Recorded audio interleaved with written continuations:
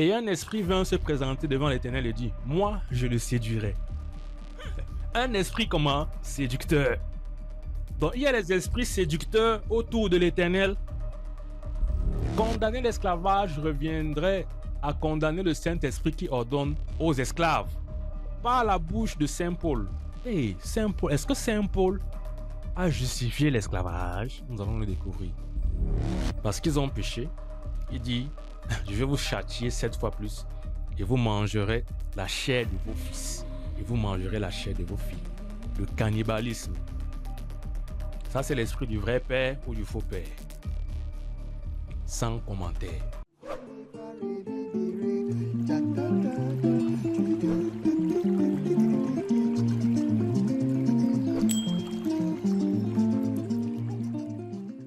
Alors, nous allons continuer de parler du mystère des deux pères parce que c'est un sujet qui est trop important avec des conséquences qui sont assez importantes. C'est la raison pour laquelle, ça c'est la troisième vidéo que je fais sur cette thématique du mystère des deux pères. Alors, pour rappel, c'est quoi le mystère des deux pères? Nous avons vu dans la Bible, dans Matthieu chapitre 16, ça, c'est une scène où Pierre, il est en même temps influencé par l'esprit du vrai Père. Quand Jésus demande à ses disciples, qui suis-je? Pierre étant inspiré par le Père, le vrai Père, Pierre dit, tu es le Fils de Dieu. Et Jésus lui répond, ça, c'est le Père qui t'a révélé ça. Okay? Mais après, quelques versets plus bas, Jésus leur annonce que je dois souffrir, je serai crucifié, je dois mourir, mais je vais ressusciter. Et Pierre lui dit, quand Dieu n'a déplaise, cela ne t'arrivera pas. Et quelle est la réponse de Jésus? Arrière de moi, Satan. Donc c'est ça le mystère de deux pères, où une personne comme Pierre, qui a marché sur les eaux, qui a écrit des épîtres, on voit ici qu'il est influencé par le bon père et aussi en même temps par le mauvais père. Donc ça, c'est la raison pour laquelle j'insiste beaucoup sur ce sujet parce que est-ce qu'à votre avis, Pierre n'a pas encore été, n'a pas été une fois de plus, ou bien 2 fois de plus, ou bien même 3 fois de plus, influencé par le mauvais père? Est-ce que les autres disciples qui marchaient avec Jésus n'ont-ils pas aussi été influencés par le mauvais père? Est-ce que la Bible que nous lisons, de Genèse à Apocalypse, est-ce qu'on ne voit pas aussi les influences du bon père, mais du mauvais père? Donc, c'est la raison pour laquelle j'insiste beaucoup sur cette thématique, parce que c'est très important. Parce que la Bible, ce livre sur lequel nous basons notre foi, c'est cette Bible qui consolide les croyances que nous avons. Et les croyances que nous avons sont à l'origine des décisions que nous allons prendre. Et les décisions que nous prenons peuvent nous conduire soit à la vie, soit à la mort. Comme on a vu le cas de Osinachi, qui croyait, okay, elle a cru que Dieu est contre le divorce. Il y a des versets qui valident ce point de vue, mais elle était dans un mariage où son mari était violent, abusait d'elle physiquement et a fini par la tuer. Pourquoi? Parce qu'en elle, il y avait une croyance qui disait que elle doit endurer tout ça. Dieu est contre le mariage et son mari va changer. Finalement, ça n'a pas été le cas. Donc, c'est la raison pour laquelle je mets un accent particulier que nous devons discerner. Nous devons apprendre à discerner, à savoir que ce que je suis en train de lire dans la Bible là, oui, ça vient de mon papa. Cette autre chose-là, non, ça ne vient pas de lui. Nous devons être en mesure de le faire. C'est la raison pour laquelle j'insiste beaucoup. Je suis à mon 3e épisode sur cette thématique. Je pense que ça sera le dernier. Dans 1 Jean 4, on peut lire, bien-aimés, n'ajoutez pas foi à tout esprit, mais éprouvez les esprits pour savoir s'ils sont de Dieu. Éprouvez les esprits pour savoir s'ils sont de Dieu. On doit éprouver les esprits comme le Seigneur a éprouvé l'esprit de Pierre. On doit aussi éprouver l'esprit de Paul, l'esprit de Jean, l'esprit de Moïse, l'esprit de tous ces grands prophètes. hommes et femmes de Dieu que nous lisons dans la Bible, nous devons éprouver leur esprit. Nous devons éprouver l'esprit de la Bible entière. Comme cette abonnée a dit, elle a commenté sur le premier épisode que j'avais fait sur le mystère des deux pères. Elle a dit, je suis d'accord, nous devons éprouver même l'esprit de la Bible. Vous le dites très rapidement, pourtant cela a tout son pesant d'or. Pourquoi devons-nous éprouver l'esprit de la Bible? Parce que Jésus l'a fait lui-même. Il a éprouvé Pierre. D'accord? Donc dans cette troisième partie du mystère des deux pères, nous allons prendre davantage d'exemples afin de nous montrer comment le mystère des deux pères agit en même temps dans l'Ancien Testament et dans le Nouveau, pour nous apprendre à reconnaître notre papa, à dire ça c'est mon papa, ça ce n'est pas mon papa, parce que si on ne le fait pas, nous allons laisser en nous germer des croyances qui peuvent nous conduire dans des situations compliquées. Et laissez-moi vous dire que le réveil pour lequel on prie incessamment dans l'église, le réveil est à notre porte, mais on n'arrive pas à le voir. On n'arrive pas à le voir parce qu'il faut qu'on se débarrasse des croyances que nous avons cru qu'elles venaient du bon Père. Voilà pourquoi j'insiste beaucoup sur cette thématique. Ok, bienvenue. Ça, c'est le 5e épisode. Quand la foi devient honnête. Oui. Moi, j'ai commencé à voir ces choses quand ma foi est devenue honnête. Je suis devenu honnête avec ce que je lis dans la Bible. Sans vouloir justifier, même lorsque quelque chose comment je vais dire, est mal, j'avais tendance à vouloir justifier parce qu'il fallait que je justifie que non, la Bible, c'est la parole de Dieu. Non, maintenant, le Seigneur nous a appris à discerner. Nous devons apprendre à discerner. Quand la foi devient honnête, donc j'invite à tout le monde à devenir honnête avec sa foi, avec ce que vous lisez dans la Bible, avec ce que vous ressentez. Bienvenue sur le 5e épisode de Mystère des deux pères. Je vous prie de me soutenir avec vos likes parce que lorsque les machines de YouTube se constatent que vous likez la vidéo, vous partagez, vous commentez, YouTube comprend que c'est une vidéo qui intéresse beaucoup de personnes et YouTube booste encore la vidéo pour que d'autres personnes puissent la découvrir. Donc, tout au long de cette vidéo, nous allons encore lire des versets qui nous permettent de voir comment est-ce que le mauvais père agit. Okay. Nous allons voir des exemples encore dans le Nouveau et dans l'Ancien Testament.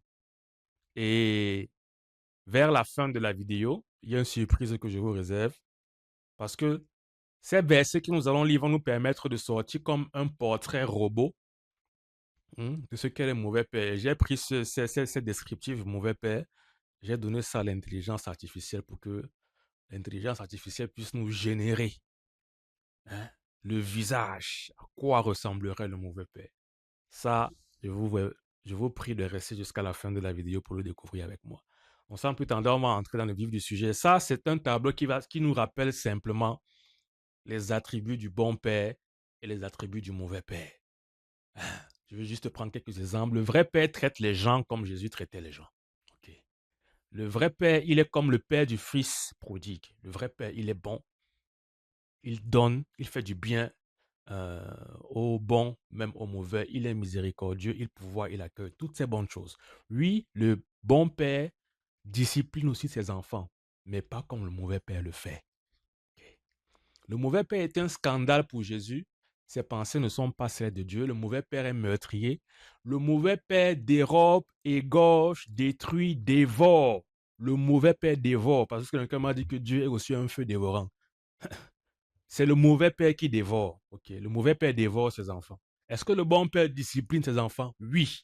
Mais dans une certaine mesure, il ne les tue pas. Okay. Donc, nous, dans l'Église, nous avons toujours cru que ces deux caractéristiques-là, c'était la même personne. Et je veux donc vous dire ici que ce n'est pas la même personne. Jésus est venu nous révéler le vrai visage du Père. Et si vous regardez bien, lisez bien les évangiles, le Père, c'était la thématique qui revient beaucoup plus dans la bouche de Jésus. Le Père, il est comme ci, il est comme ça, il est comme ça, il est comme ça. Parce que Jésus s'était rendu compte que nous faisions la confusion. Ok, donc c'est très, très important parce que Jésus, On dit que le Père, Dieu est le même hier, aujourd'hui et éternellement. Ce n'est pas qu'il était méchant avant et subitement dans le Nouveau Testament, il est devenu gentil. Non, le Père a toujours été bon. Et c'est important qu'on puisse faire la différence. Donc, allons-y. Nous allons commencer avec ce premier passage. Nous allons commencer avec ce premier passage qui est dans Exode. Exode chapitre 4, verset 21. Nous savons l'exercice, non? Vous voulez que je nous rappelle? L'exercice, c'est que pour discerner si ça c'est mon papa et ça ceci n'est pas mon papa, c'est de prêter attention premièrement à notre intuition. Parce que Jésus a dit, vous connaîtrez la vérité et la vérité vous rendra libre. Donc lorsqu'on voit les agissements de papa, le vrai père, on ressent comme une liberté. Okay? On ressent comme une expansion dans le cœur. Mais lorsque ce sont les agissements du mauvais papa, on ressent une contraction. Et Jésus nous a aussi dit, vous les reconnaîtrez à leurs fruits. Donc on va reconnaître le vrai père à ses fruits, le faux père à ses fruits. Et on pourra aussi comparer pour ceux qui sont parents. Est-ce que vous ferez pareil avec vos enfants? On va faire cet exercice pour ce premier exemple et par la suite, je vais aller un peu plus vite parce qu'on a déjà longuement parlé dessus. Donc, Exode chapitre 4, verset 21.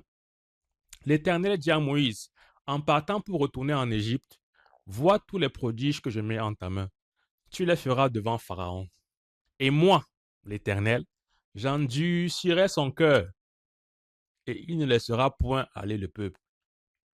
L'Éternel dit qu'il va endurcir le cœur de Pharaon, afin que Pharaon ne laisse pas sortir le peuple d'Israël. Quand vous lisez ça, qu'est-ce que vous ressentez? De l'expansion et de la contraction.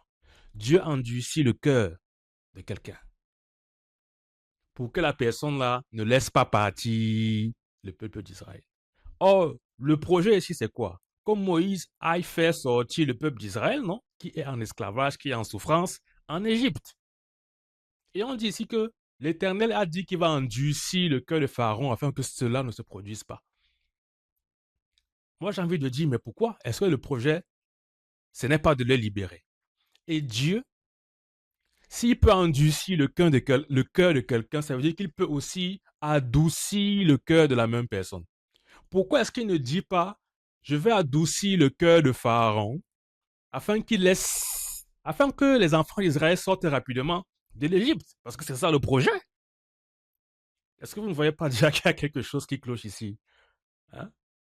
Pourquoi est-ce que tu vas endurcir le cœur de Pharaon? Lisons la suite. Il révèle la raison pourquoi il veut le faire. Tu diras à Pharaon, ainsi parle l'Éternel. Israël est mon premier fils, mon premier-né. Je te dis, laisse aller mon fils pour qu'il me serve.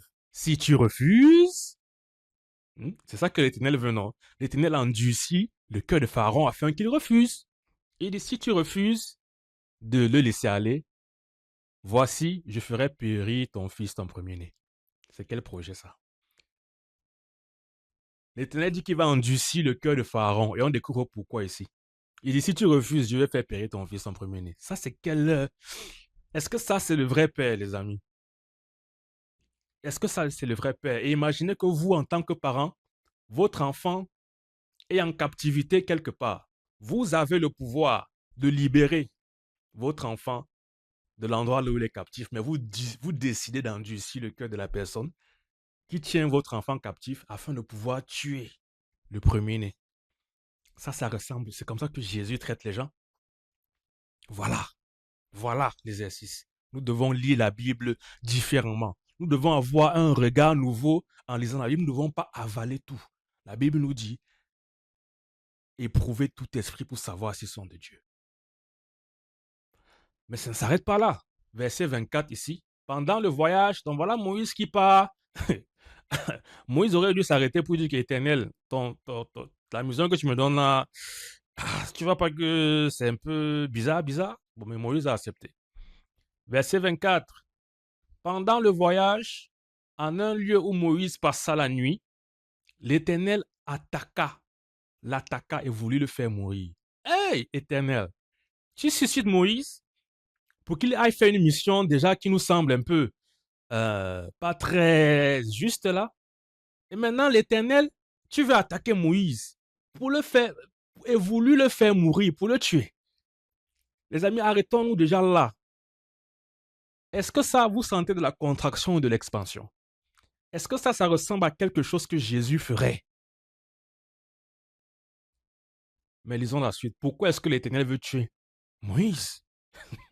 Verset 25. Séphora prit une pierre aiguë, coupa le prépuce de son fils et le jeta aux pieds de Moïse en disant, tu es pour moi un époux de sang. Et l'Éternel le laissa. Donc, en fait, ce que l'Éternel voulait, n'est-ce pas? C'est que Moïse circoncise, ou bien fasse circoncire son enfant, son fils. C'est pour ça que il a voulu faire mourir Moïse, parce que son fils n'avait pas encore eu la circoncision. Est-ce que vous, en tant que parent, disons que la circoncision est importante dans votre maison, dans votre famille, vous vous rendez compte que votre petit-fils n'a pas encore fait la circoncision. Et maintenant, vous décidez de faire mourir votre fils parce qu'il n'a pas fait la circoncision à son enfant. Pour vous, c'est normal. On doit dire que ça, c'est Dieu. Non. Non. Ça, c'est pas Dieu. Ça, là, c'est pas Dieu. Moi, j'ai le courage de le dire parce que c'est ça que Jésus nous invite à faire. Vous rendez-vous compte? Est-ce que vous réalisez? Est-ce qu'on réalise dans l'Église que Jésus n'a jamais quel est le nom que Dieu a révélé? Quel est le nom que Jésus a révélé concernant Dieu? Jésus a dit que Dieu s'appelle comment? Dites-moi un peu, Jésus a dit que Dieu s'appelle comment? Il n'a jamais employé les noms de l'Ancien Testament. Il n'a jamais employé Yahvé, Adonai, El Shaddai. Il a seulement dit le Père, c'est tout. Il a dit que Dieu là, c'est le Père. Si vous voulez prier, dites notre Père. Dieu n'a jamais dit Yahvé, il n'a jamais employé ces noms. Pourquoi? Pourquoi? Posons-nous la question. Mais avançons. Ici, je vais commencer à être un peu plus rapide, ok? Parce qu'on connaît déjà l'exercice. Là, maintenant, on est dans le Nouveau Testament. Regardez ce qui se passe. On est dans Luc chapitre 9, verset 54. Les disciples Jean, Jacques et Jean, bon, commençons au début. Luc chapitre 9, verset 51. Lorsque le temps où il devait être enlevé du monde approcha, Jésus prit la résolution de se rendre à Jérusalem. Il envoya devant lui des messagers qui se mirent en route et entrèrent dans un bourg des Samaritains pour lui préparer un logement. Mais on ne le reçut pas, parce qu'il se dirigeait à Jérusalem. Donc on n'a pas reçu Jésus en Samarie. Et ce qu'il faut savoir, c'est que les Samaritains et les Juifs étaient en conflit. Ils ne s'entendaient pas beaucoup. C'est la raison pour laquelle ils n'ont pas reçu Jésus, parce que Jésus se dirigeait même à Jérusalem. Okay? Les disciples Jacques et Jean. Jacques et Jean, on dit que Jean c'est l'apôtre de l'amour, non? Regardez ce que Jean va faire ici. Les disciples Jacques et Jean, voyant cela, disent, Seigneur, veux-tu que nous commandions le feu? Veux-tu que nous commandions que le feu descende du ciel et les consume? Hey Jean, hey Jacques, c'est quoi ça? Jésus se tourna vers eux et les réprimanda, disant, vous ne savez pas de quel esprit vous êtes animés.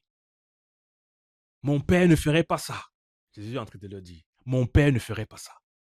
Parce que figurez-vous, dans l'Ancien Testament, Jacques et Jean ont appris où qu'on peut faire descendre le feu du ciel. C'est ce que le prophète Élie faisait, non? Le prophète Élie a fait descendre le feu du ciel sur des gens et ça les a tués. Allez lire, c'est là. C'est là où ils prennent l'inspiration de ça. Parce qu'ils n'ont pas imaginé ça dans leur tête comme ça. Jésus dit, verset 56, car le Fils de l'homme est venu, non pour perdre les âmes des hommes, mais pour les sauver. Et ils allaient dans un autre bourg. Là où je vais vous arrêter, là où je vais un peu attirer notre attention, c'est Jésus dit, verset 55, vous ne savez pas de quel esprit vous êtes animés. Je nous pose la question, ils sont animés de quel esprit? Celui du vrai Père ou celui du faux Père? Ils sont animés de quel esprit? Donc vous voyez que Jésus nous a déjà montré ça à plusieurs reprises. Il a dit à Pierre, arrière de moi Satan. Et ici, il dit à deux autres, Jacques et Jean. Jean qui est l'apôtre de l'amour. Hein. Vous voyez que personne n'est à l'abri. Dans les épîtres de Jacques, l'épître de Jean, nous devons lire ça avec discernement. Nous devons dire, ah, non, Jean, ici, tu ne sais pas quel esprit t'animait. Oh, Jacques, non, ici, tu ne sais pas quel esprit t'animait. Oh, Paul, tu ne sais pas quel esprit t'animait. Donc, c'est un esprit. On reconnaît ça aux fruits. On reconnaît ça aux fruits. Quelqu'un n'est pas d'accord avec toi, quelqu'un ne t'accueille pas dans sa maison. La solution, c'est de faire descendre le feu pour le consumer. Ça vient d'où ça? Ça vient d'où ça? Ils étaient animés par un esprit, celui du mauvais père. Vous voyez comment ça agit dans le Nouveau Testament aussi? 1 Corinthiens 16. Ah, l'apôtre Paul.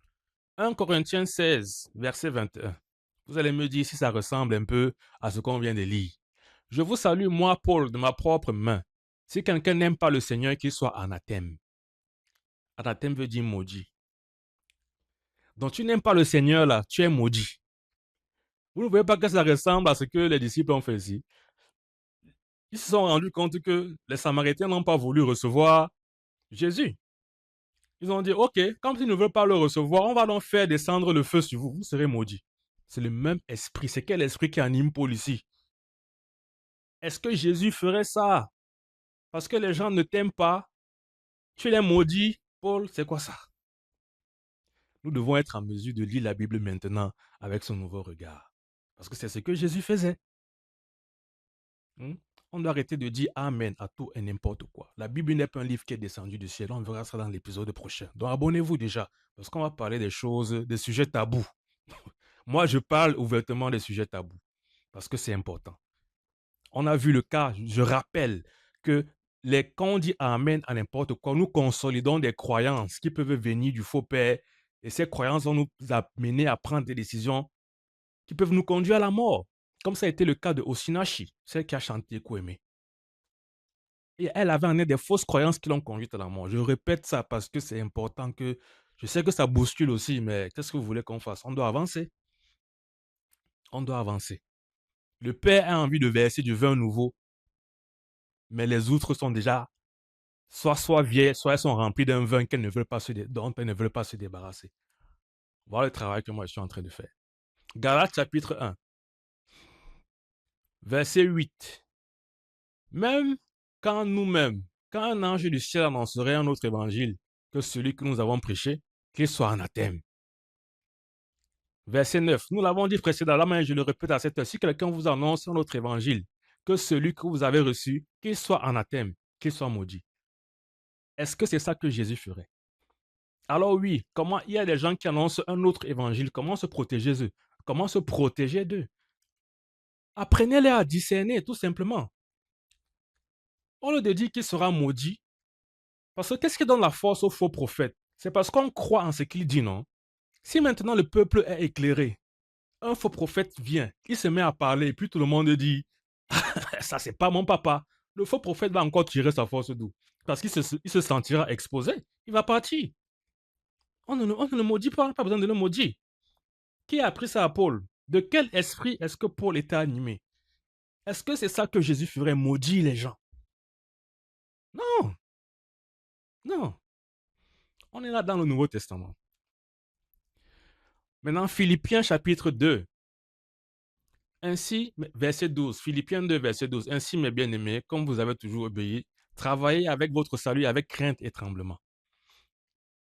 Travaillez avec votre salut avec crainte et tremblement. Pourquoi est-ce qu'on doit travailler au salut avec crainte et tremblement?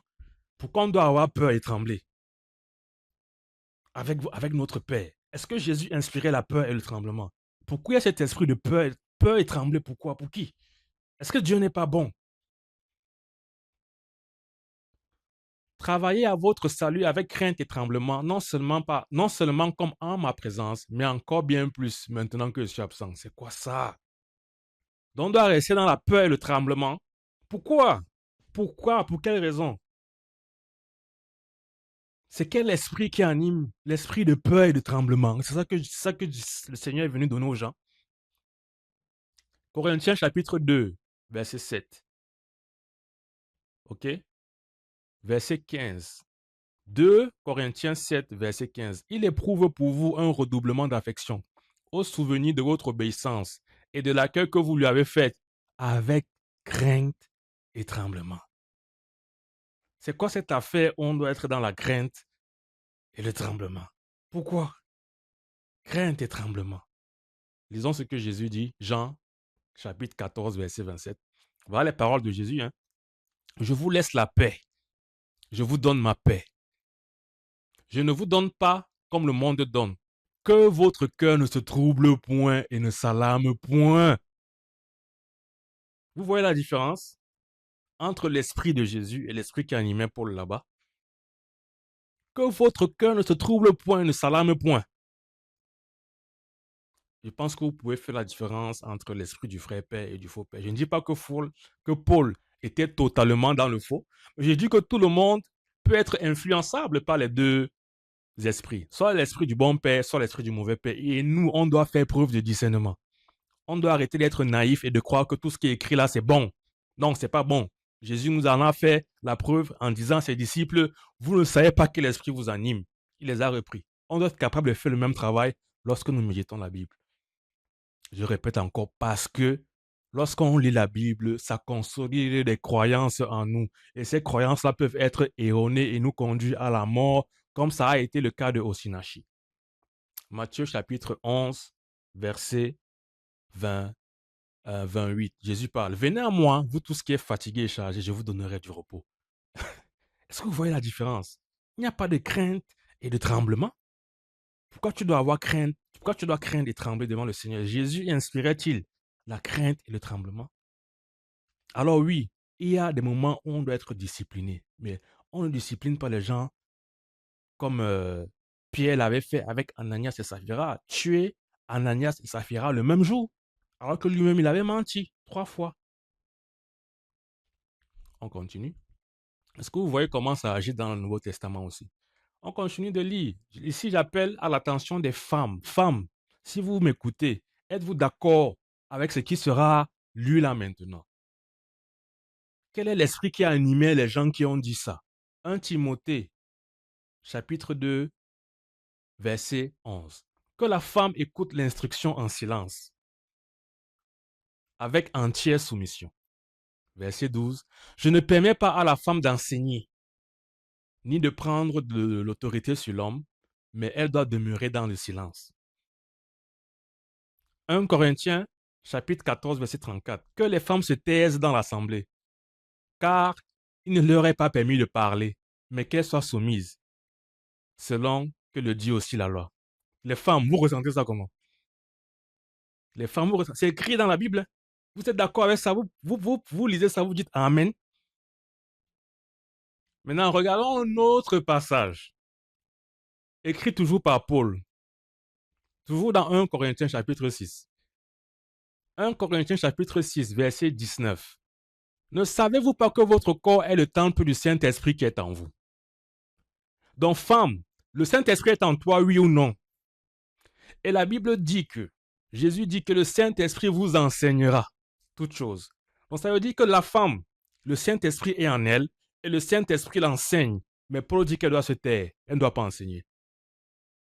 Donc, dans le Saint-Esprit qui est en Paul, lui, il peut enseigner.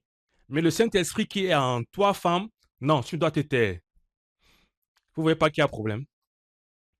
L'autre chose, c'est que lorsqu'on regarde spirituellement la femme et l'homme, la femme est beaucoup plus intuitive que l'homme.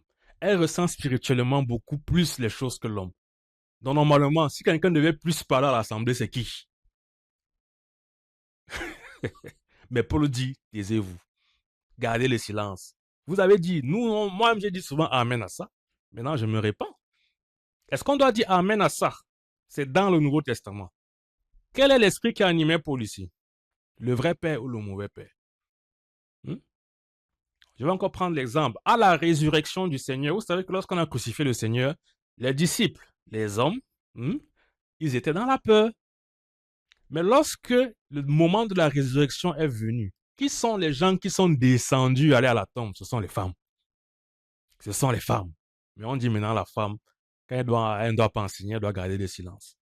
Il y a encore l'histoire des 5 filles de Tchélophard. Je ne vais pas revenir dessus, j'en parle à l'épisode 1. Abonnez-vous. Je vais mettre les liens des autres épisodes en description de la vidéo. Est-ce que le rythme est bon? On rentre dans l'Ancien Testament, on est dans Lévitique. Lévitique chapitre 26. Lévitique 26, verset 27. Si malgré cela vous ne m'écoutez point et si vous me résistez, je vous résisterai aussi avec fureur et je vous châtierai 7 fois plus que vos péchés. Verset 29. Vous mangerez la chair de vos fils et vous mangerez la chair de vos filles. Ainsi parle l'Éternel à ses enfants. Parce qu'ils ont péché, il dit, je vais vous châtier 7 fois plus, et vous mangerez la chair de vos fils, et vous mangerez la chair de vos filles. Le cannibalisme, ça c'est l'esprit du vrai père ou du faux père. Sans commentaire. Matthieu chapitre 18, verset 12, on peut lire ici, c'est le Seigneur qui parle. Que vous ensemble, si un homme a 100 brebis et que l'une d'elles s'égare, ne laisse-t-il pas les 99 autres sur la montagne pour aller chercher celle qui s'est égarée? Et s'il la trouve, je vous le dis en vérité, elle lui cause plus de joie que les 99 qui ne se sont pas égarés. De même, ce n'est pas la volonté de votre Père qui est dans les cieux qu'il se perde un seul de ses petits. Donc de l'autre côté là-bas, on voit un Dieu qui est prêt à châtier 7 fois plus lorsque les gens se sont perdus, et à leur maudit en disant, vous mangerez la chair de vos fils et de votre fille. Mais Jésus nous présente un Père que lorsque un seul de ses petits s'est égaré, non, son effort n'est pas de châtier le petit qui s'est égaré, mais c'est de tout faire pour le sauver. Vous ne voyez pas que c'est deux personnes distinctes? On continue. Nombre, chapitre 11, verset 18. Tu diras au peuple, sanctifiez-vous pour demain, et vous mangerez de la viande, puisque vous avez pleuré aux oreilles de l'Éternel en disant, qui nous fera manger de la viande, quand nous étions bien en Égypte? L'Éternel vous donnera de la viande et vous en mangerez. Ok? Donc on a ici les enfants d'Israël qui se plaignaient qu'ils veulent manger de la viande parce qu'on les nourrissait de la manne. Du 1er au 31, ils ne mangeaient que la manne, la manne, la manne. À un moment donné, ils ont dit, est-ce qu'on peut pas aussi avoir un peu de viande? Car en Égypte, nous étions bien. Je vais d'abord parler aux parents. Est-ce que vous pouvez manger, nourrir vos enfants de la même nourriture du 1er au 31? Vos enfants vont se plaindre, non? Vous-même, vous allez vous plaindre. Vous voulez ajouter un peu de variation. C'est tout à fait normal et ce n'est pas ça qui peut dépasser Dieu. Mais pourquoi Dieu nourrit de la même nourriture ses enfants pendant beaucoup de temps? Et puis ses enfants se plaignent. Et puis l'Éternel dit, ok, je vais vous donner de la viande, mais regardez de quelle manière il va leur donner de la viande.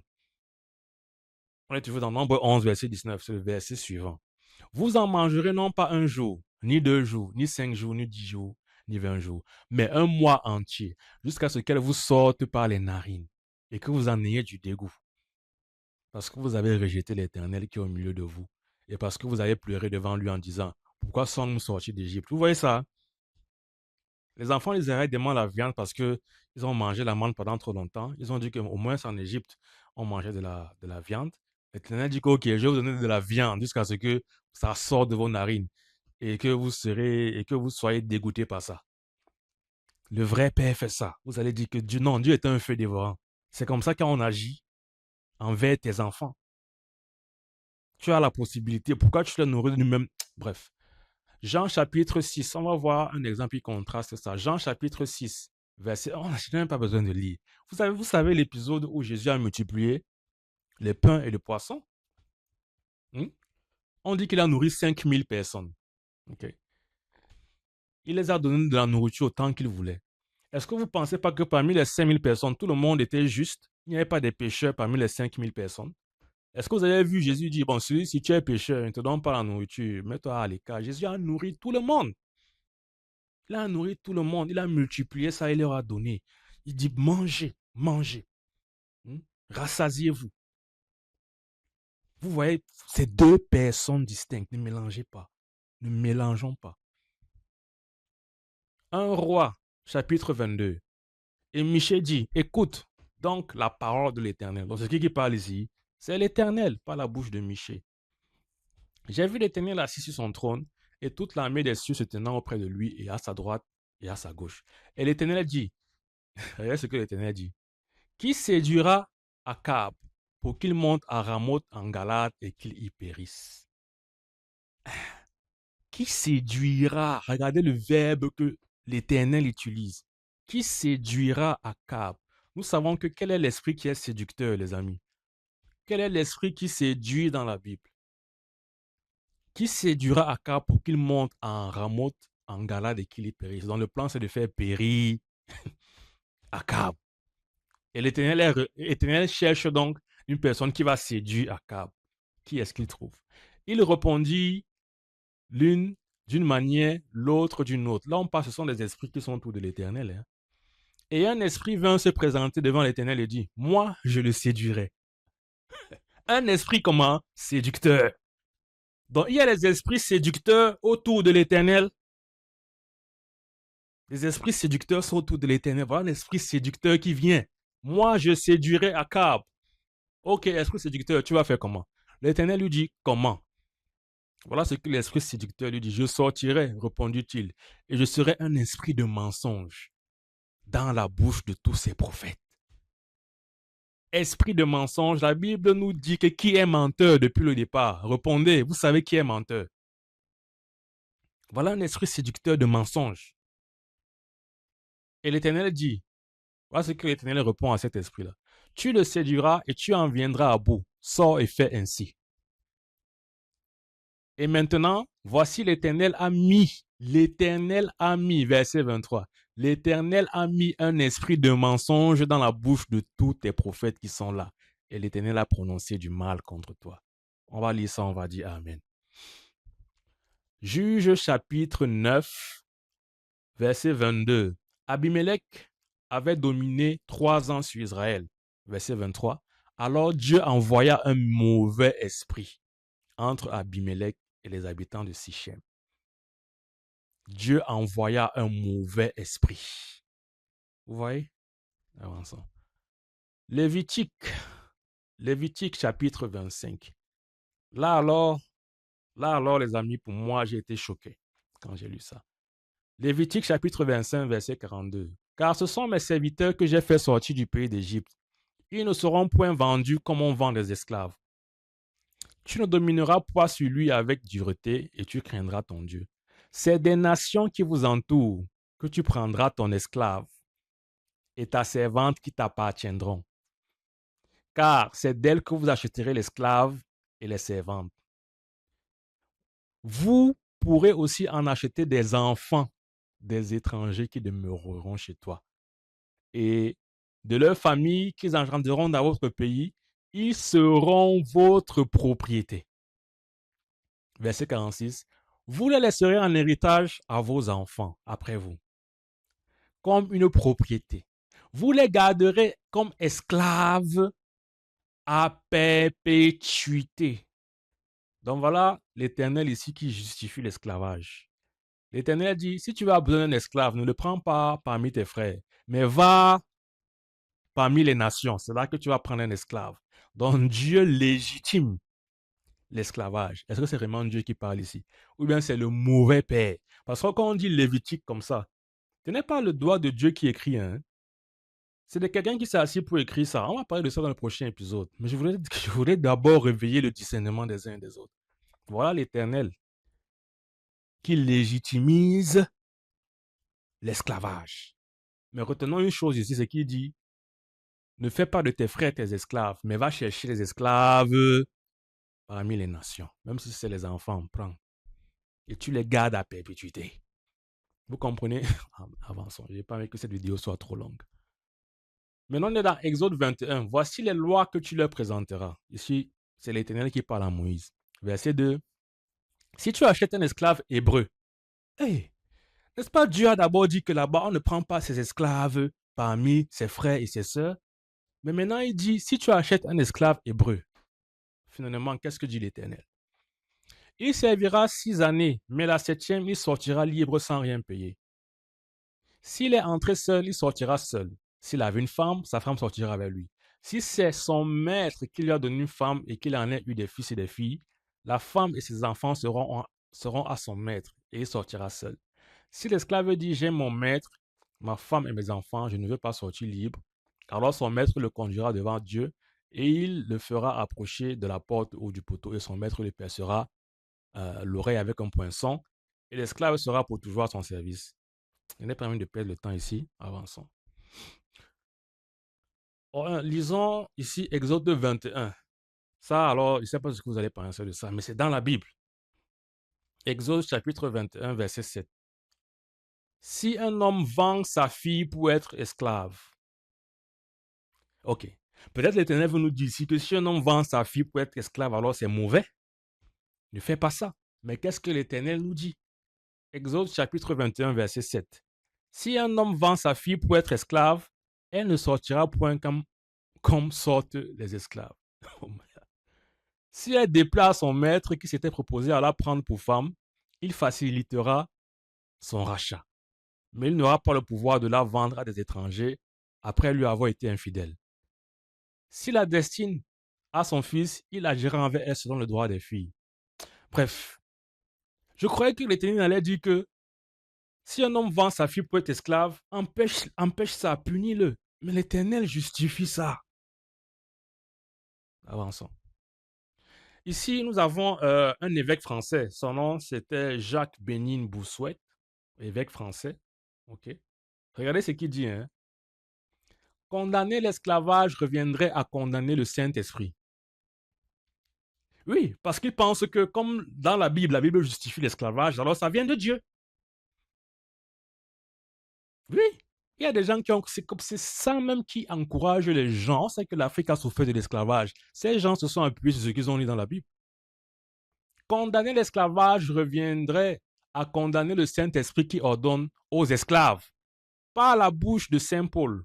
Hey, Saint Paul, est-ce que Saint Paul a justifié l'esclavage? Nous allons le découvrir. Condamner l'esclavage reviendra à condamner le Saint-Esprit qui ordonne aux esclaves par la bouche de Saint Paul de demeurer dans leur état et n'oblige pas le maître à les affranchir. Lisons, est-ce que Paul a dit des choses comme ça? On est dans Éphésiens chapitre 6, verset 5. Serviteurs, obéissez à vos maîtres selon la chair, avec crainte et tremblement. On va toujours Paul avec ses affaires de crainte et tremblement. Serviteurs, obéissez à vos maîtres selon la chair, avec crainte et tremblement, dans la simplicité de votre cœur comme à Christ.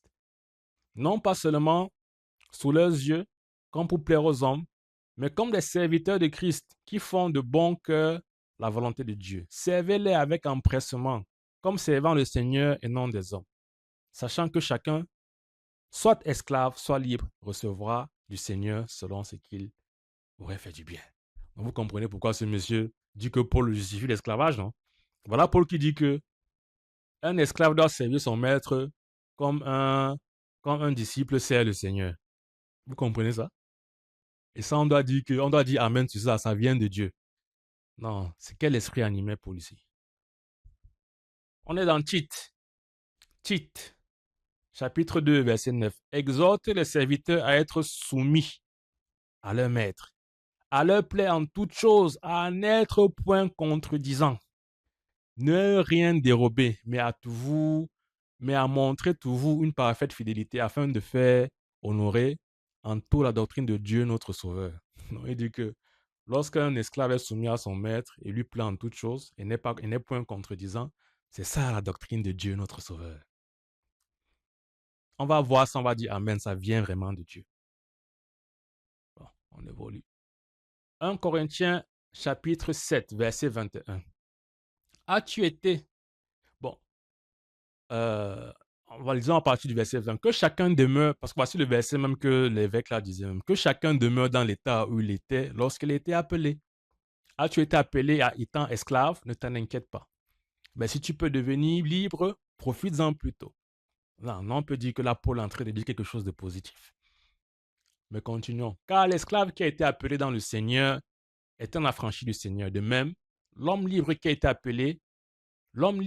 été appelé est un esclave de Christ. Vous pensez que... Il y a beaucoup d'hommes de Dieu qui se font appeler esclaves de Christ. Vous pensez que Jésus fait la traite des esclaves? Le même Jésus dit que vous connaîtrez la vérité vous rendra libre. Le même Jésus qui dit, je ne vous appelle plus mes disciples, mais je vous appelle mes amis. Jésus ne fait pas la traite des esclaves. Notre Père n'est pas un esclavagiste. Il veut qu'on le serve dans une liberté. Si tu veux servir Dieu, c'est avec ton libre arbitre. Ne te sens pas enchaîné. Si un esprit te dit que tu es mon esclave, ce n'est pas le vrai Père. Je suis désolé. Verset 23. Vous avez été rachetés à un grand prix. Ne devenez pas esclaves des hommes. Regardez comme il conclut donc, après avoir embrouillé les gens comme ça. Parce que s'il dit que non, si tu peux être libre, libère-toi. Mais regarde comment il dit au verset 24, comment il conclut. Que chacun, frère, demeure devant Dieu dans l'état où il était lorsqu'il était appelé. Il fait de dire tout ça, mais il revient toujours. Si tu étais esclave, si tu es venu au Seigneur en étant esclave, demeure esclave. Hmm? On peut voir dans Lévitique 19. Lévitique 19 nous dit quoi? Tu aimeras ton prochain comme toi-même. Hmm? Est-ce que ce que Paul dit là, c'est aimer son prochain comme soi-même? Est-ce qu'un maître qui a un esclave aimerait, est-ce que le maître qui a des esclaves aimerait lui-même devenir un esclave? Aime ton prochain comme toi-même. Ça, c'est l'Ancien Testament qui corrige le Nouveau Testament. Paul nous dit que non. Bref, c'est des choses qui me fatiguent, bien aimé. 1 Pierre, voilà toujours Pierre, verset 18. Serviteurs, soyez soumis en toutes choses. Pardon, soyez soumis en toute crainte à vos maîtres. Non seulement à ceux qui sont bons et doux, mais aussi à ceux qui sont d'un caractère difficile. Car c'est une grâce que de supporter des afflictions par motif de conscience envers Dieu quand on souffre injustement. En effet, quelle gloire y a-t-il à supporter les mauvais traitements pour avoir commis des fautes? Mais si vous supportez la souffrance, lorsque vous faites ce qui est bien, c'est une grâce devant Dieu. Voilà encore un passage qui justifie la souffrance. J'aurais même dû ajouter ça aussi dans l'épisode précédent qui parlait de Osinachi. Pierre dit aux esclaves, soyez soumis en toute crainte à vos maîtres, non seulement à ceux qui sont bons et doux, mais aussi à ceux qui sont d'un caractère difficile. Pierre justifie quoi ici? Il est animé par quel esprit? Je dois voir ça, je dois dire Amen. Vous voyez ça, vous dites Amen, nous devons arrêter. 1 Timothée chapitre 6. Que tous ceux qui sont sous le joug de la servitude regardent leur maître comme digne de tout honneur, afin que le nom de Dieu et la doctrine ne soient pas blasphémés. Vous voyez ça? 1 Timothée chapitre 6. Que tous ceux qui sont sous le joug de la servitude regardent leur maître comme étant digne de tout honneur, afin que le nom de Dieu et la doctrine ne soient pas blasphémés. Voilà encore un autre passage biblique qui justifie l'esclavage. Hmm. Deutéronome chapitre 21. Deutéronome chapitre 21, verset 10. Lorsque tu iras à la guerre contre tes ennemis, si l'Éternel les livre entre tes mains et que tu leur fasses des prisonniers, peut-être verras-tu parmi les captives une femme belle de figure. Regardez un peu le topo ici. Dieu dit à Israël, lorsque tu iras à la guerre contre tes ennemis, et que moi, l'Éternel, je les livre entre tes mains, et que tu fasses des prisonniers, peut-être tu vas voir parmi les captifs là une femme de belle figure. Ok, quand tu l'as vue, qu'est-ce que tu fais? On continue en lecture. Et tu auras le désir de la prendre pour femme. Alors tu l'amèneras dans l'intérieur de ta maison. Elle se rasera la tête et se fera les ongles. Elle quittera les vêtements qu'elle portait quand elle a été prise. Elle demeurera dans ta maison. L'Éternel ne demande même pas si la femme captive là est d'accord pour le mariage. Est-ce que vous voyez? Est-ce que la femme, où est la volonté de la femme captive? C'est comme si elle n'a pas de volonté. Bon, elle est captive, non? Elle va seulement obéir. Et elle pleurera son père et sa mère pendant 1 mois. Après cela, tu iras vers elle, tu l'auras en ta possession et elle sera ta femme. Si elle cesse de te plaire, regardez ça. Si elle cesse de te plaire, tu la laisseras aller où elle voudra. Tu ne pourras pas, tu ne pourras pas la vendre pour de l'argent ni la traiter comme esclave parce que tu l'auras humiliée. C'est quoi ça? Donc, tu prends une femme et elle ne te plaît plus, tu la laisses aller. C'est ça le mariage. Ça, c'est l'esprit de Dieu. On doit dire Amen sur ça. Ok. Exode chapitre 21, verset 20. Si un homme, si un homme frappe du bâton son esclave, homme ou femme, et que l'esclave meurt sous sa main, le maître sera puni. Mais s'il survit 1 jour ou 2, le maître ne sera point puni, car c'est son argent. Vous comprenez ce qui se passe ici? Si un homme frappe du bâton son esclave, homme ou femme, et que l'esclave meurt sous sa main, le maître sera puni. Mais si l'esclave survit un jour ou deux, le maître ne sera point puni parce que c'est son argent. Donc, l'Éternel compare la vie d'une personne à de l'argent. Lisons dans Matthieu 7. Tout ce que vous voulez que les hommes fassent pour vous, faites de même pour eux, car c'est la loi et les prophètes. Ça, c'est Jésus qui parle. Tout ce que vous voulez que les hommes fassent pour vous, faites de même pour eux, car c'est la loi et les prophètes. Voilà l'esprit du vrai Père. Voilà l'esprit du vrai Père. On continue. Lévitique chapitre 27, verset 1. L'Éternel parla à Moïse et dit, parle aux enfants d'Israël et tu leur diras, lorsqu'on fera des vœux, s'il s'agit de personnes, elles seront à l'Éternel après ton estimation. Arrêtons-nous. Si on fera des vœux, s'il s'agit de personnes, elles seront à l'estimation, elles seront à l'Éternel d'après ton estimation. Estimation, ça veut dire quoi? Verset 3. Si tu as à faire l'estimation d'un mâle de 20 à 60 ans, ton estimation sera de 50 cycles d'argent, selon le cycle du sanctuaire. Si c'est une femme, ton estimation sera de 30 cycles. De 5 à 20 ans, ton estimation sera de 20 cycles pour un mâle. Et de 10 cycles pour une fille. D'un mois à 5 ans, ton estimation sera de 5 cycles d'argent pour un mâle et de 3 cycles d'argent pour une fille. De 60 ans au-dessus, ton estimation sera de 15 cycles pour un mâle et de 10 cycles pour une femme. Si celui qui fait le vœu est trop pauvre pour payer ton estimation, on le présentera au sacrificateur qui le taxera. Le sacrificateur fera une estimation en rapport avec les ressources de cet homme. Quelqu'un peut m'expliquer ce qui se passe ici? C'est quoi cette transaction où quelqu'un fait un vœu et puis on estime la valeur d'un homme, d'une femme, d'un enfant à de l'argent? Quelqu'un peut m'expliquer le genre de trafic qui est en train de se faire ici? 1 Corinthiens chapitre 5. Lisons, lisons du verset 1 au verset 3. On entend dire généralement qu'il y a parmi vous de l'impudicité. Et une impudicité telle qu'elle ne se rencontre même pas chez les païens.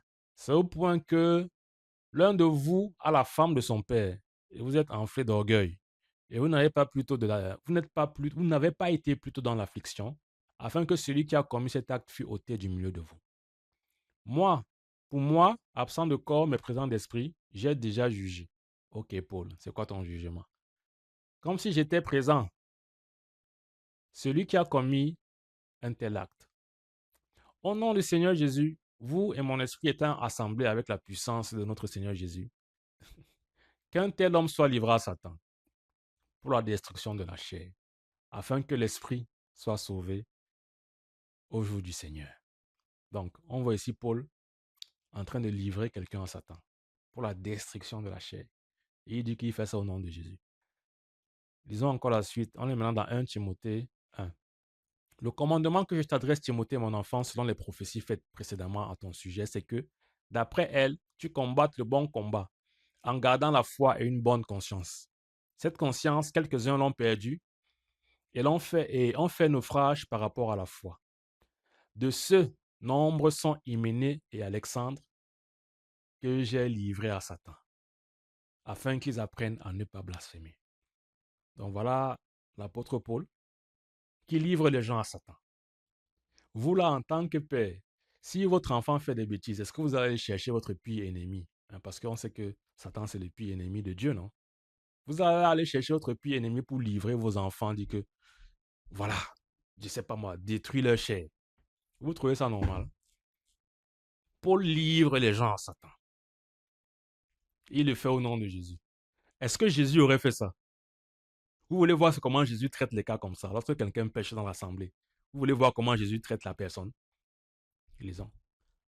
Matthieu chapitre 18, verset 15. Si ton frère a péché, va et reprends-le entre toi et lui seul. S'il t'écoute, tu as gagné ton frère. Mais s'il ne t'écoute pas, prends avec toi une ou deux personnes afin que toute l'affaire se règle sur la déclaration de 2 ou de 3 témoins. S'il refuse de les écouter, dis-le à l'église. Et s'il refuse aussi d'écouter l'église, qu'il soit pour toi comme un païen et un publicain. Voilà. Jésus n'a pas dit qu'il soit livré à Satan. Il a décrit un processus. Et dans les étapes de processus là, on ne voit nulle part où Jésus a dit qu'il soit livré à Satan. Paul était animé de quel esprit? Ce n'était pas l'esprit de Jésus. Même si Paul a dit qu'il fait son nom de Jésus. Discernant. Commençons à devenir honnêtes. Voilà encore le même Paul qui écrit dans 2 Corinthiens 6. Ne vous mettez pas avec les infidèles sur un joug étranger, car quel rapport y a-t-il entre la justice et l'iniquité? Ou qu'y a-t-il de commun entre la lumière et les ténèbres? Quel accord y a-t-il entre Christ et Bélial? Voilà, Paul lui-même nous dit que la lumière et les ténèbres n'ont aucun rapport. Mais le même Paul dit qu'il livre les gens aux ténèbres. Peut-être Paul avait quel rapport? Peut-être il avait un rapport spécial avec les ténèbres. Parce que quand on dit livrer là, tu prends, tu déposes au pied de la personne, livraison.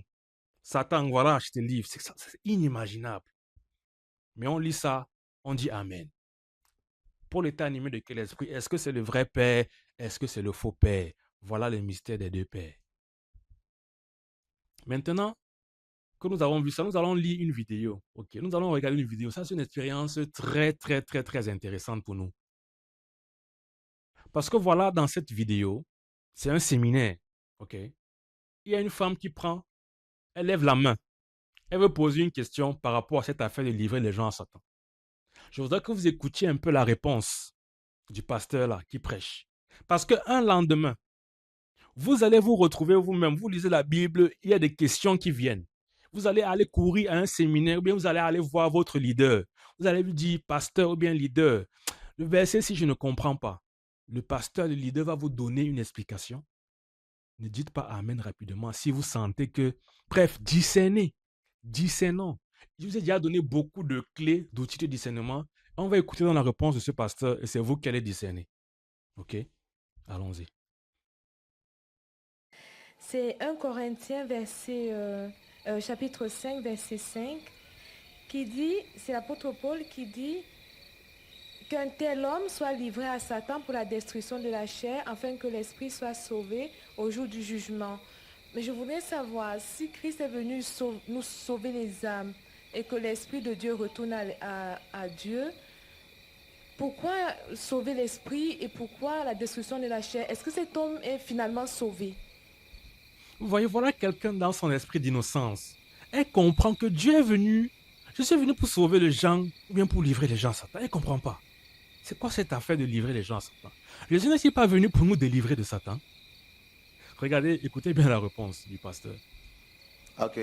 Paul s'est certainement référé à l'histoire de Job. Dieu avait livré la chair de Job à Satan. Il lui avait dit, tu ne touches pas son esprit. D'accord? Donc Paul voulait dire simplement que cet homme soit exclu de l'assemblée. Donc le fait d'être exclu de l'assemblée, il était comme livré à Satan. Et donc sa chair. Et là, il allait être bien criblé par l'ennemi, parce qu'il était isolé. Et ce criblage-là allait la mener à la repentance, forcément. Bien aimé, je voudrais qu'on compare ce que vous venez d'écouter là par rapport à ce que le Seigneur Jésus lui-même disait ici. Hein? Si ton frère a péché, va reprendre-le. Bref, je n'ai pas envie de vous donner la réponse parce que je vous ai déjà beaucoup guidé. Vous pensez quoi de la réponse de ce monsieur? Vous voulez qu'on écoute encore la vidéo une fois de plus? Écoutons encore une fois de plus. Et pendant que vous écoutez là, dites-moi. C'est 1 Corinthiens chapitre 5, verset 5, qui dit... S'il vous plaît, allumez votre discernement, c'est important. Un lendemain, vous aurez une question comme ça, vous allez poser à votre leader, il va vous donner une réponse, vous allez dire Amen. Au lieu de discerner. Parce que tout le monde est influençable par le bon et le mauvais père. Et regardez l'esprit qui nous anime. On justifie des choses injustifiables. Écoutez encore, écoutez. C'est l'apôtre Paul qui dit qu'un tel homme soit livré à Satan pour la destruction de la chair, afin que l'esprit soit sauvé au jour du jugement. Mais je voudrais savoir, si Christ est venu nous sauver les âmes et que l'esprit de Dieu retourne à Dieu, pourquoi sauver l'esprit et pourquoi la destruction de la chair? Est-ce que cet homme est finalement sauvé? Ok. Paul s'est certainement référé à l'histoire de Job. Dieu avait livré la chair de Job à Satan. Et il lui avait dit, tu ne touches pas son esprit. D'accord? Donc Paul voulait dire simplement que cet homme soit exclu de l'assemblée. Donc le fait d'être exclu de l'assemblée, il était comme livré à Satan. Et donc sa chair. Et là, il allait être bien criblé par l'ennemi, parce qu'il était isolé. Et ce criblage-là allait la mener à la repentance, forcément. Ok les amis, je n'ai pas envie de trop commenter parce que je pense que vous avez déjà tous les éléments. Est-ce que ça, c'est quelque chose que le Seigneur Jésus lui-même ferait? Livrer les gens à Satan. Il a dit une autre chose ici, c'était que il se référait à l'histoire de Job. Est-ce que l'histoire de Job vous a aussi fait vous poser des questions? Non, on va maintenant parler un peu de l'histoire de Job. Parlons un peu de l'histoire de Job. Parce qu'il s'appuie sur ça aussi pour justifier les pratiques de l'apôtre Paul qui livre les gens à Satan. Parce qu'apparemment, Job aussi, il a été livré à Satan. Job chapitre 1, verset 1. Il y avait dans le pays de Ouz un homme qui s'appelait Job. Et cet homme était intègre et droit. Il craignait Dieu et se détournait du mal. Donc Job était un homme comment? Droit. Mais Job a été livré à Satan. Donc personne n'est à l'abri. Parce que Paul a livré les autres à Satan parce que ceux-là avaient péché. Mais Job ici, on dit que c'est un homme intègre. Il est bon. Il n'a rien fait de mal. Mais on le livre aussi à Satan. Donc, que tu sois bon, que tu sois mauvais, nous sommes tous livrables à Satan par Dieu. Ah, c'est terrible. Verset 2. Il naquit 7 fils et 3 filles, dont Job avait 10 enfants. Il possédait 7000 brebis, 3000 chameaux, 500 paires de bœufs, 500 paires d'ânesse et un très grand nombre de serviteurs. Et cet homme était le plus considérable de tous les fils de l'Orient. Ses fils allaient chez les uns et les autres et donnaient tout à tout un festin. Et ils invitaient leurs 3 sœurs à manger et à boire avec eux. Et quand le jour des festins était passé, Job appelait et sanctifiait ses fils. Puis il se levait un bon matin et offrait pour chacun d'eux un holocauste, car Job disait, peut-être mes fils ont-ils péché, ont-ils offensé Dieu dans leur cœur. Regardez Job, l'homme intègre. Il sentait déjà qu'on peut même pécher, le péché commence dans le cœur. Il disait, peut-être ses enfants ont péché dans le cœur. Et il offrait des sacrifices pour le pardon de leurs fautes. C'est ainsi que Job avait coutume d'agir. Un homme bon, mais qui sera livré à Satan. Pour quelle raison? C'est là où ça devient intéressant. Regardez la raison pour laquelle Job a été livré à Satan. Or, les fils de Dieu vinrent un jour se présenter devant l'Éternel. Et Satan vint aussi au milieu d'eux. L'Éternel dit à Satan, « D'où viens-tu » Et Satan répondit à l'Éternel, « De parcourir la terre et de m'y promener. » L'Éternel dit à Satan, « As-tu remarqué mon serviteur Job? Il n'y a personne comme lui sur la terre. C'est un homme intègre et droit, craignant Dieu, et se détournant du mal. » Et Satan répondit à l'Éternel, « Est-ce d'une manière désintéressée que Job craint Dieu? Ne l'as-tu pas protégé, sa maison et tout ce qui est à lui? Tu as béni l'œuvre de ses mains, et ses troupeaux couvrent le pays. Mais étends ta main, touche à tout ce qui lui appartient, et je suis sûr qu'il te maudit en face. » L'Éternel dit à Satan, « Voici, tout ce qui lui appartient, je te le livre. Seulement, tout ce qui lui appartient, je te le livre. » Donc voilà Dieu qui livre Job à Satan. Seulement, ne porte pas la main sur lui. Et Satan se retirera devant la face de l'Éternel. Et vous savez tous les dégâts que Satan a créés dans la vie de Job. Alors, je suis d'accord que Dieu peut éprouver ses enfants, tout à fait normal. Mais est-ce que vous savez que dans l'affaire de l'épreuve-là, les 10 enfants de Job sont morts? Est-ce qu'on doit éprouver un homme au point de tuer ses enfants? Et pour quelle raison même? Bon, quand c'est les enfants des autres, c'est OK. On peut dire que bon, c'est la Bible. OK, amen. Dieu est un feu dévorant. Mais si c'est vous qui êtes éprouvé comme ça par Dieu, les 10 enfants que vous avez accouchés, on connaît d'abord la douleur de l'accouchement. Élevez vos enfants jusqu'à ce qu'ils grandissent. Vous avez 10 comme ça. Vous connaissez la souffrance, je parle aux parents. La souffrance, la sueur, les troubles, le stress que c'est d'élever un enfant. Pas un seul, mais 10. Mais Dieu vous livre à Satan et tous vos enfants là meurent. On doit applaudir, on doit dire Amen. Job a été éprouvé à ce point et Job avait des questions. Pourquoi est-ce que je suis tant éprouvé? Pourquoi est-ce que je suis tant éprouvé? Job a plaidé sa cause devant l'Éternel. Vous voulez savoir la réponse de l'Éternel? Voilà la réponse de l'Éternel. L'Éternel répondit à Job. Là, on est dans Job, chapitre 38, verset 1. L'Éternel répondit à Job du milieu de la tempête et dit, qui est celui qui obscurcit mes desseins par des discours sans intelligence? Saint terrain comme un vaillant homme, je t'interrogerai et tu m'instruiras. Où étais-tu quand je fondais la terre? Dis-le, si tu as de l'intelligence. Qui en a fixé les dimensions? Le sais-tu? Ou qui a étendu sur elle le cordeau? Sur quoi ces bases sont-elles appuyées? Ou qui en a posé la pierre angulaire? Alors que les étoiles du matin éclataient en chants d'allégresse et que tous les fils de Dieu poussaient des cris de joie. Qui a fermé la mer avec des portes quand elle s'élança du sein maternel? Quand je fis de la nuée son vêtement et de l'obscurité ses langues? Quand je lui imposais ma loi et que je lui mis des barrières à des portes? Voilà la réponse que l'Éternel donne à Job. Alors qu'on sait que ce qui s'est vraiment passé, c'est que Satan est venu lancer un défi à Dieu. Et Dieu a dit, vas-y.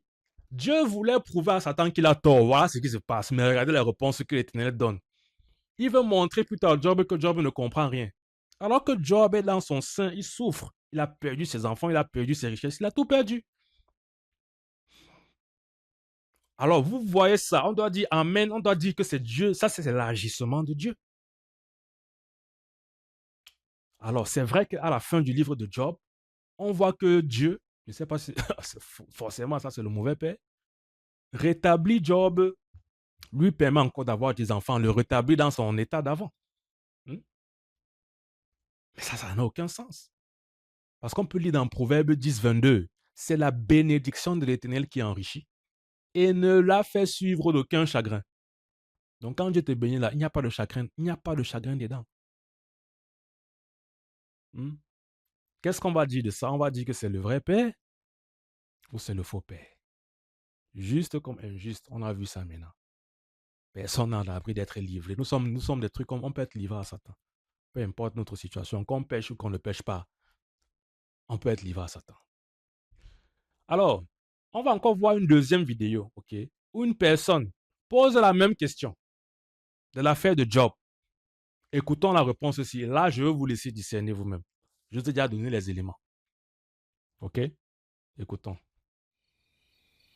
Par rapport à Job, quand je lis le verset de Job, Job était intègre et juste devant Dieu. Et il y a une question que je n'arrive pas à comprendre. Étant que Job était juste et intègre devant Dieu, pourquoi est-ce que Dieu a permis le livrer au diable, à Satan, pour lui impliquer toutes sortes de maladies, pour que Job en souffre, quoi. Mais pourtant, il aimait le Seigneur. Mais tu verras que vers la fin, Job dit, je me repens. Je me repens. Et il a régné aussi le jour de sa naissance aussi, ouais. Ouais. Il dira, je me repens. Et en fait, merci. Il n'y a pas de juste selon... en fait, Job était un homme juste, c'est écrit. Il était intègre, c'est écrit. Mais il n'était pas juste parce que il en avait les moyens. C'était parce que Dieu lui avait accordé la grâce. Ce n'était pas sa propre justice. Parce que si Dieu déclare qu'une personne est juste, cela veut dire que c'est Dieu lui-même qui l'a justifié. On est d'accord? Donc, le juste selon Dieu n'est pas celui qui pratique les bonnes œuvres. Le juste selon Dieu, c'est celui qui est justifié par Dieu lui-même. D'accord? Bien sûr, après, il manifeste les œuvres de la justice. Et Dieu voulait amener Job dans une autre dimension de la justice. C'est pour cela qu'il dira à la fin, mon oreille avait entendu parler de toi. Et maintenant, mon œil t'a vu. C'est pour cela que je me repens. Tu vois ce que je veux dire? Donc, oui, il était juste, mais Dieu voulait l'amener à un autre degré de la justice. Et Job a réalisé encore qu'il n'était rien. Et puis, ce n'est pas parce qu'on est aussi juste qu'on ne va pas traverser des turbulences. Au contraire, 2 Timothée 3,12 nous dit que tous ceux qui veulent vivre pieusement en Jésus-Christ seront, n'est-ce pas, persécutés. Bienvenue au club de justes. Des gens qui pleurent, des martyrs, témoins. Vous serez mes martyrs. C'est écrit. Amen. Voilà. Vous qui écoutez la vidéo, vous allez aussi dire Amen, comme il a dit là. Parce que ce genre de situation va arriver. Vous allez avoir des questions. Vous allez aller vers un homme de Dieu, une femme de Dieu. Vous allez poser votre question. On va vous répondre comme ça. Ça, vous serez devant vos responsabilités. Je vais vous laisser vous-même choisir ici, là. Est-ce que ça, c'est le Père, ça? Je vais vous laisser discerner. Je vais juste faire peut-être un commentaire parce qu'il dit que Dieu voulait amener Job à un autre niveau de justice. Ok, d'accord. Dieu voulait amener Job à un autre niveau de justice. Mais pourquoi dans ce processus, il a fallu que les 10 enfants de Job meurent? C'est toujours pour montrer à Job l'autre niveau de justice là. Et la vraie raison, ce n'était pas ça. La vraie raison, c'est écrit dans la Bible. C'est que Dieu voulait montrer à Satan que Satan a tort de penser. Bref, il y avait un défi, il y avait un deal, il y avait un défi. Ils étaient en train de vouer un défi, là, ils se sont donné un défi. Le diable a dit, enlève tout ce que tu lui as donné, enlève, tu vas voir. Dieu lui dit, ok, vas-y. Voilà la raison qui s'est passée. Arrêtons de justifier l'injustifiable. Ça, c'est la série. C'est pour ça que j'ai intitulé cette série « Quand la foi devient honnête ». Parce que lorsque la foi n'est pas honnête, là, on va aller les choses, on va forcer la justification. Même de ce qui est clair et injustifiable. Je ne dis pas que cet homme est un faux pasteur, mais je dis simplement que voilà les choses qui arrivent. Lorsqu'on ne discerne pas le vrai père du faux père, on justifie et on met les enfants de Dieu dans un joug intenable, insupportable, parce qu'on vient de dire que ce qui est arrivé à Job est normal. Moi, je dis que ce n'est pas normal. Et depuis le premier épisode que j'ai fait sur le mystère des deux pères, vous avez les raisons de pourquoi je dis ça. On va élever Job à une autre dimension de la justice. D'accord. Mais pourquoi ces enfants doivent mourir dans le processus? Et ce n'était pas ça la vraie raison. La vraie raison nous est révélée. Il y avait un défi entre Dieu et Satan. Ils étaient là en haut, ils faisaient leur défi sur la terre. Ils s'amusaient un peu. Voilà ce qui s'est passé. Donc, et Dieu n'est pas allé dire ça à Job. Dieu a caché ça à Job. Il a commencé à lui dire, oh bon, j'ai créé la terre, toi tu étais qui? Tu peux m'expliquer? Regardez les choses qui se passent dans la Bible parce qu'on ne comprend pas qu'il y a le mystère des deux pères qui agit. J'espère que vous trouvez cette expérience intéressante. On va continuer. Ici, je veux travailler sur un petit document qui va rassembler tous ces versets que je vous ai cités là. Il y en a tellement, tellement beaucoup, du Nouveau comme de l'Ancien Testament, pour que vous puissiez aller avec et méditer vous-même, vous exercer à votre discernement ou bien découvrir des choses bizarres comme ça qui sont dans la Bible, qu'on appelle parole de Dieu. Est-ce que vous pouvez encore dire que la Bible, c'est la parole de Dieu? Bon, il y a un épisode qui sera dédié exclusivement à cette question. Je pense le prochain épisode. Mais voilà. Si vous voulez ce document où je vais recenser tous ces versets-là, je vais mettre un lien en commentaire. Vous allez cliquer dessus. Je vais prendre votre email. Si je vois qu'il y a suffisamment de personnes qui veulent ce document, je vais travailler dessus. Et je vais vous l'envoyer par email. Nous pouvons continuer. Ici, j'ai décidé de faire une expérience intéressante. Voici le mauvais père. J'ai essayé de collecter un peu, ok, toutes ces choses bizarres, toutes ces choses négatives que nous avons lues ensemble dans la Bible. J'ai essayé de les regrouper afin d'avoir un portrait robot de ce que le mauvais père, des actes que le mauvais père a commis. On va lire ensemble. Voici ce que le mauvais père a fait. Et voici le Dieu avec qui on dit que c'est notre père. Est-ce que c'est ça notre père?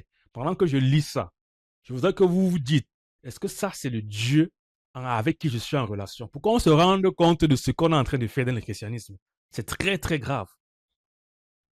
Alors, voici le Dieu, entre guillemets, le mauvais père avec qui nous sommes en relation dans le christianisme. Le mauvais père, il tue Ananias et Saphira pour avoir menti, mais épargne Pierre, qu'il a renié 3 fois. Le mauvais père endurcit le cœur de Pharaon afin de tuer son premier-né. Le mauvais père cherche à tuer Moïse car ce dernier n'a pas circoncis son fils. Le mauvais père envoie un esprit d'égarement et un esprit mensonger pour tromper à travers ses propres prophètes afin de condamner ses enfants. Le mauvais père livre ses enfants à Satan pour les éprouver, conduisant ainsi à la mort de leurs enfants. Le mauvais père maintient ses enfants éternellement dans un lac de feu, alors qu'il peut simplement leur retirer leur existence. C'est ce qu'on appelle la seconde mort. Alors je sais que ce point-ci, les gens ne sont pas d'accord. Mais il y a une vidéo qui sera essentiellement dédiée à cette question. Je voudrais déjà éveiller le discernement des gens. Le mauvais père maintient éternellement ses enfants dans un lac de feu. Il vous fait cuire. Alors qu'il peut simplement vous ôter la vie, c'est-à-dire abréger vos souffrances. Bref, j'en ai déjà parlé dans le premier épisode du mystère des deux pères. Le mauvais père ne refuse pas le sacrifice de Jephthé qui offre sa fille en holocauste après une victoire. Le mauvais père envoie des serpents brûlants qui tuent ses enfants. Le mauvais père tue Uta pour avoir tenté de redresser l'âge. Le mauvais père autorise et encadre l'esclavage, même l'esclavage de ses propres enfants. Le mauvais père trouve l'odeur du sang et des sacrifices agréables. Le mauvais père avertit que ses enfants mangeront la chair de leurs propres enfants en cas de désobéissance. Le mauvais père ordonne la lapidation en mort pour certaines fautes, comme ramasser du bois le jour du sabbat. Le mauvais père donne de la viande à ses enfants jusqu'à ce qu'elles sortent par les narines, car elles se sont plaintes de manger de la menthe tout le temps. Voilà quelques attributs, et on peut encore en ajouter. Nous avons été en relation. En fait, nous sommes en relation avec ce Dieu-ci. On dit que non, Dieu est aussi un feu dévorant. Nous sommes en relation avec ça. En tout cas, moi, je suis plus en relation avec ça. Je connais discerner le vrai père du faux père.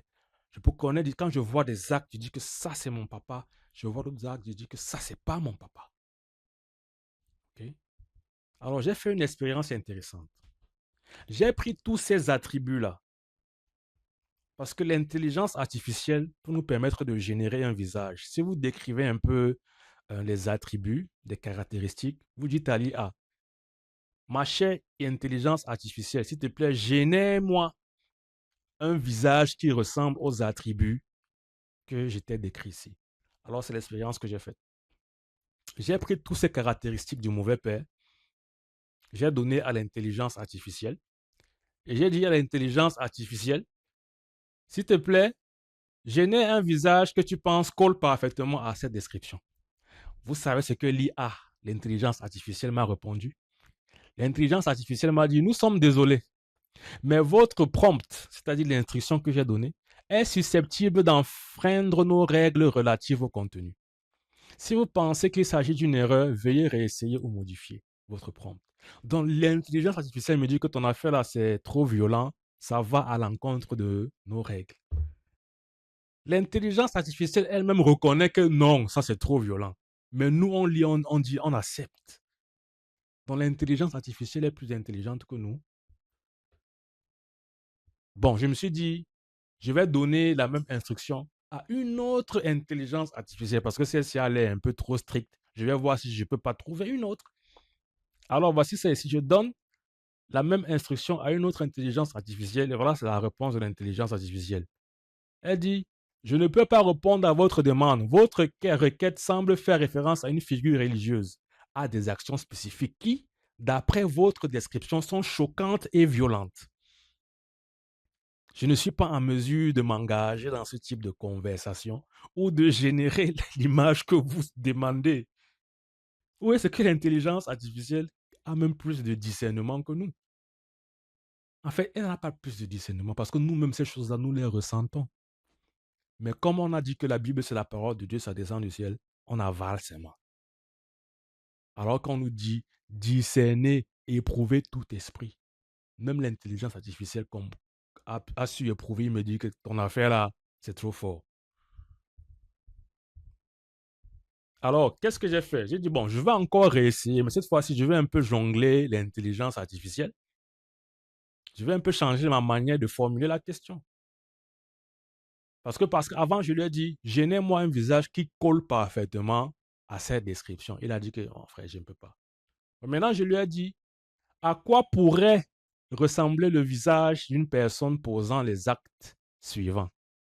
Vous voulez voir le visage? Il a pu me générer quelque chose. Hein? Voilà le visage. Voilà le visage qu'il a pu générer. Ça ressemble à un roi parce qu'on voit une couronne. Hmm? On dirait un roi guerrier. Hmm? Un roi guerrier. Il tient un couteau avec du sang. Hmm? Ici, il a aussi des pieds avec du sang dessus. Je pense que là, ça voulait faire référence au sacrifice d'animaux, parfois aux holocaustes, tel que le cas de Jephthé, qui a offert sa fille en holocauste à l'Éternel, soi-disant. Voilà, voici une image à quoi le faux père peut ressembler. Regardez derrière. Regardez ce que l'intelligence artificielle a généré derrière comme, vous voyez, un truc qui a les cornes là derrière, donc comme un mauvais esprit. Parce qu'on a vu, je ne sais plus dans quel passage de l'Ancien Testament, où on dit que, où l'Éternel dit, qui peut aller me faire le travail pour séduire Akab? Et puis un esprit de séduction vient, se présente et dit, moi, je vais faire le travail. Je vais mettre du mensonge dans la bouche des prophètes. Voilà. Nous sommes en relation avec ça. Hein. Nous devons mettre fin à cette relation. Si nous voulons évoluer, si nous voulons grandir dans le christianisme, ça, nous devons arrêter. Est-ce que c'est suffisamment clair? Parce que j'ai l'impression d'avoir parlé de ça. J'ai dit que l'affaire, si je veux parler de ça, je ne vais pas laisser ça. Jusqu'à ce que ça entre bien. Oui. Alors, dans Nombre 21, j'ai découvert qu'il y avait un livre. Regardez, verset 14. Nombre 21, verset 14. C'est pourquoi il est dit dans le livre des guerres de l'Éternel. Donc, en fait, il y avait un livre qu'on appelle le livre des guerres de l'Éternel. Vous vous imaginez que Dieu a tellement fait, l'Éternel a tellement fait des guerres qu'on a écrit un livre, les guerres de l'Éternel. Est-ce que ça résonne que Dieu s'en va en guerre? Il a été... Je vais encore employer quel mot bien aimé pour nous montrer le mystère des deux pères qui agissent dans la Bible. Voici le faux père, voilà à quoi il ressemble. Celui qui tue Ananias et Saphira, voilà ça. Est-ce que ça ressemble à Jésus, ça? Bon, j'ai aussi essayé de vouloir faire la même expérience avec la deuxième intelligence artificielle. J'ai essayé de contourner aussi, de lui poser la question différemment. Mais voilà sa réponse. Je comprends que vous décrivez des actions et des attributs très spécifiques tirés des récits bibliques et religieux.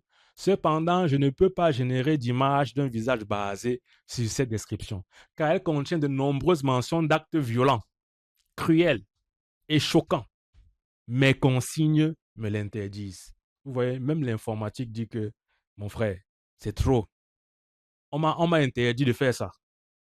Mais nous, les chrétiens, nous avons accepté ça. Hey, chrétiens, réveillons-nous. Réveillons-nous. Il y a Acte, lisons dans Acte 2. Ici, c'est juste un passage que je vais prendre pour conclure. Acte 2, chapitre 16. Mais c'est ici ce qui a été dit par le prophète Joël. Dans les derniers jours, dit Dieu, je répandrai mon esprit sur toute chair.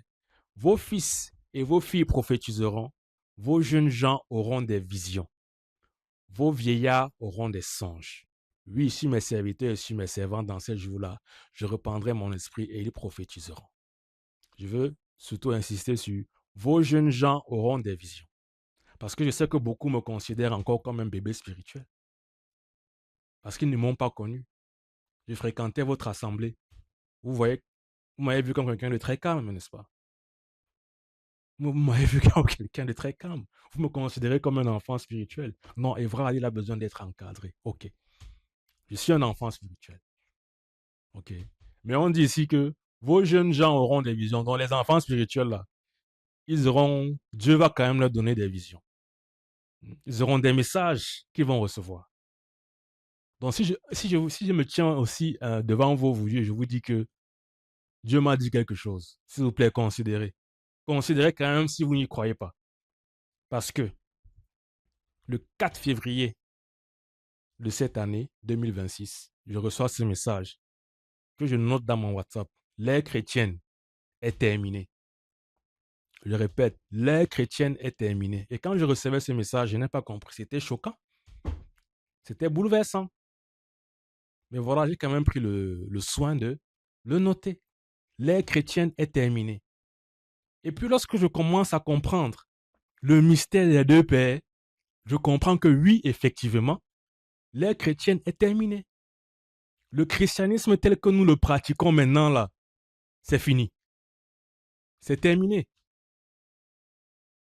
Nous devons être capables de distinguer le vrai père du faux père. L'ère chrétienne est terminée. Je laisse à chacun le soin de pouvoir méditer dessus. Je n'ai pas envie de trop commenter.